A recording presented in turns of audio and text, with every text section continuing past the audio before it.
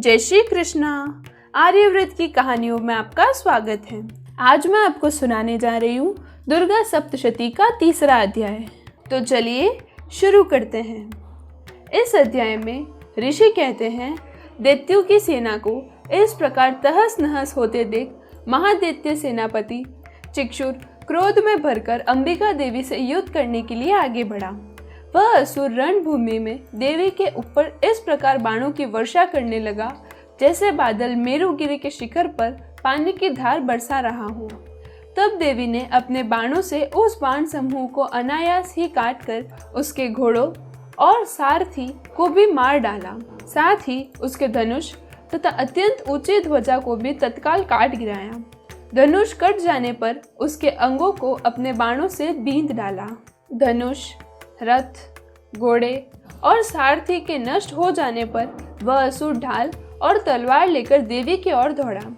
उसने तीखी धार वाली तलवार और सींग के मस्तक पर चोट करके देवी को भी बाईं भुजा में बड़े वेग से प्रहार किया। राजन, देवी की बाह पर पहुंचते ही वह तलवार टूट गई। फिर तो क्रोध से लाल आंखें कर वह राक्षस ने शूल हाथ में लिया और उसे उस महादैत्य ने भगवती भद्रकाली के ऊपर चलाया। वह शूल आकाश से गिरते हुए सूर्यमंडल की भांति अपने तेज से प्रज्वलित हो उठा। उस शूल को अपनी ओर आते देख देवी ने भी शूल का प्रहार किया। उससे राक्षस के शूल के सैकड़ों टुकड़े हो गए। साथ ही महादैत्य चिक्षुर की भी धज्जियां उड़ गई। वह प्राणों से हाथ धो बैठा। महिषासुर के सेनापति उस महापराक्रमी चिक्षुर के मारे जाने पर देवताओं को पीड़ा देने वाला चामर हाथी पर चढ़कर आया। उसने भी देवी के ऊपर शक्ति का प्रहार किया, किंतु जगदम्बा ने उसे अपने हुकार से ही आहत एवं निष्प्रभ करके तत्काल पृथ्वी पर गिरा दिया। शक्ति टूटकर गिरी हुई देख चामर को बड़ा क्रोध हुआ। अब उसने शूल चलाया, किंतु देवी ने उसे भी अपने बाणों द्वारा काट डाला। इतने में ही देवी का सींग उछलकर हाथी के मस्तक पर चढ़ बैठा और उस दैत्य के साथ खूब जोर लगाकर बहु युद्ध करने लगा। वे दोनों लड़ते लड़ते हाथी से पृथ्वी पर आ गए और अत्यंत क्रोध में भरकर एक दूसरे पर बड़े भयंकर प्रहार करते हुए लड़ने लगे। तदंतर सिंह बड़े वेग से आकाश की ओर उछला और उधर से गिरते समय अपने पंजों की मार से चामर का सिर धड़ से अलग कर दिया। इस प्रकार उधर भी शीला और वृक्ष आदि की मार खाकर रणभूमि में देवी के हाथ से मारा गया तथा कराल भी दांतों, मुक्कों और थप्पड़ों की चोट से धराशायी हो गया। क्रोध में भरी हुई देवी ने गदा की चोट से उद्धत का कचूमर निकाल डाला। बिंदीपाल से बाष्कल को तथा बाणों से त्राम और आंधंग को मौत के घाट उतार दिया। 3 नेत्रों वाली परमेश्वरी ने त्रिशूल से उर्गास्य, उर्गवीर्य तथा महाहनु नामक दैत्यों को मार डाला। तलवार के चोट से विडाल के मस्तक को धड़ से काट गिराया। दुर्धर और दुर्मुख इन दोनों को भी अपने बाणों से यमलोक भेज दिया। इस प्रकार अपनी सेना का संहार होता देख महिषासुर ने भैंस का रूप धारण करके देवी के गणों का त्रास देना आरंभ किया।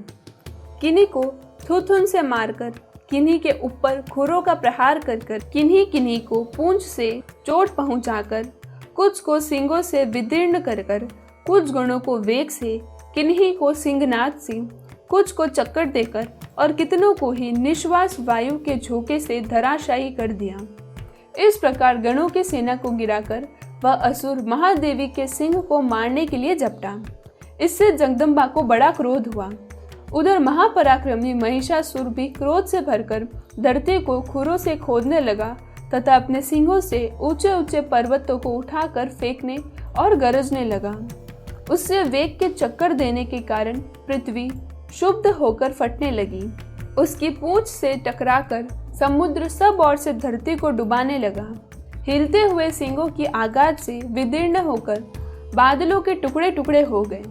उसकी श्वास की प्रचंड वायु के वेग से उड़े हुए सैकड़ों पर्वत आकाश से गिरने लगे। इस प्रकार क्रोध में भरे हुए उस महादैत्य को अपनी ओर आते देख चंडिका ने उसका वध करने के लिए महान क्रोध किया। उन्होंने पांच फेंककर उस महान असुर को बांध लिया।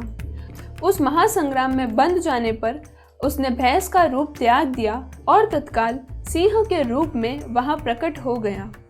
उस अवस्था में जगदम्बा ज्यों ही उसका मस्तक काटने के लिए उद्यत हुई, त्यों ही वह खड्गधारी पुरुष के रूप में दिखाई देने लगा। तब देवी ने तुरंत ही बाणों की वर्षा करके ढाल और तलवार के साथ उस पुरुष को भी धींक डाला। इतने में ही वह महान गजराज के रूप में परिणत हो गया तथा अपनी सूंड से देवी के विशाल सिंह को खींचने और गरजने लगा।